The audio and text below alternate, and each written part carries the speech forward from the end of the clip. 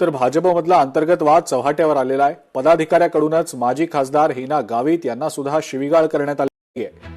त्यामुळे आता नंदुरबार शहर पोलीस ठाण्यामध्ये गुन्हा दाखल झालाय। नंदुरबारच्या कथित ऑडिओ क्लिप प्रकरणात नवीन ट्विस्ट आता आलेला दिसतोय। या कथित ऑडिओ क्लिपमध्ये भाजपच्या माजी खासदार डॉक्टर हिना गावित यांना शिवीगाळ केल्याचं समोर आलेलं आहे। त्यामुळे या प्रकरणात भाजपचे माजी प्रदेश महामंत्री विजय चौधरी यांच्या विरोधात नंदुरबार शहर पोलीस ठाण्यामध्ये गुन्हा दाखल झालाय। या प्रकरणामुळे भाजपमधला अंतर्गत वाद चव्हाट्यावर आलाय।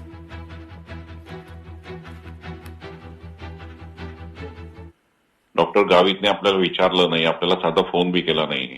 तर याने त्याचा गावित परिवार आपल्याला डावलत होता आणि आपल्याला डावलून ते त्यांची दुकान ते चालवत होते। गावित पक्ष मानतो का? नाही। तो गावितला पक्षाची पडलेली आहे, तो गावित तर पक्ष बुडवायला निघालेला आहे। नाही तर गावितने बोलवलं, गावित अरे खुशाल तो गावित मला बोलवत नाहीये, माझा अपमान करतोय। कोण आहे पक्ष?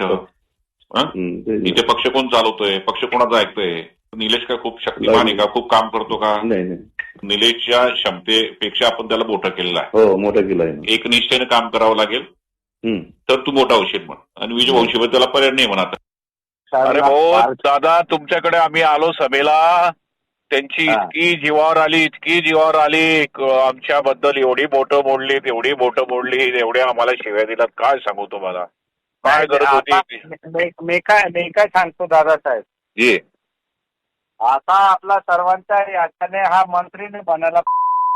यस यस यस यस काय बी झालं, दुसऱ्याला काय करा, पण याला नको चालायला। यस यस यस यस हा आपल्याला मार। अरे आपण त्या काय राहिलं तर आपण त्या विचारधाराचे आहे, तर थोडं समजायला पाहिजे ना। नक्की नक्की।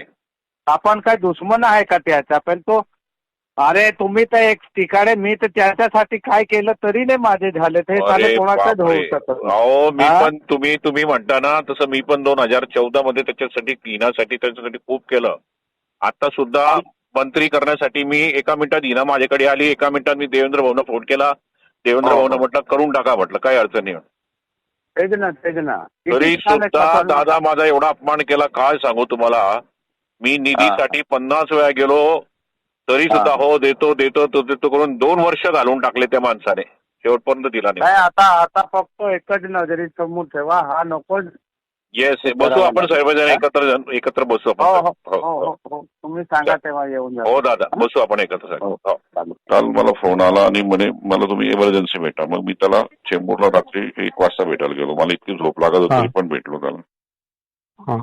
त्याचं म्हणणं की तुम्ही हिनाला थांबवा, नाही तर मोदीजींच्या मनामध्ये तिच्याबद्दल खूप चांगल्या भावना आहेत आणि मनामध्ये तिच्याबद्दल चांगल्या भावना आहेत।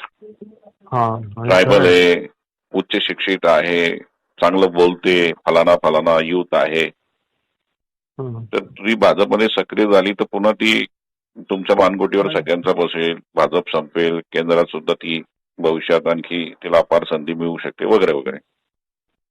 बरोबर आहे। हे त्याचं रात्रीचं वाक्य। त्याच्या आधी कालच्या घडामोडी सकाळच्या आम्ही बावनकुळे साहेबांना मी भेटलो, त्यांना विनंती केली, म्हटलं ती डायरेक्ट मिटिंगला येते साहेब, म्हटलं कसं करायचं, कार्यकर्त्यांमध्ये प्रचंड रोष आहे म्हटलं, मला कार्यकर्त्यांनी सळोखीपळ करून टाकलं म्हटलं, मी काय उत्तर देऊ म्हटलं, ते पत्र काढलं पाहिजे म्हटलं, तिला निलंबन केल्याचं म्हटलं। ठीक आहे म्हणे, करा म्हणे तुम्ही पत्र तयार म्हणे। मी पत्र वगैरे तयार केलं, मुकुंदरावांची सही घेतली, बावनकुळे साहेबांना दाखवलं। बावनकुळे साहेबांनी फक्त ठीक आहे माझ्याकडनं काही अडचण नाही म्हणे, पण हे प्रसिद्धी करण्याच्या आधी एकदा देवेंद्रजीशी बोलून घ्या, देवेंद्रजींना दाखवून द्या म्हणे। असा विषय भाऊ आलेला आहे आता।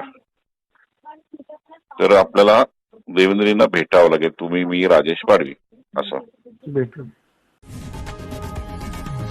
लोकशाही मराठी ऐका, पहा, जागरूक रहा।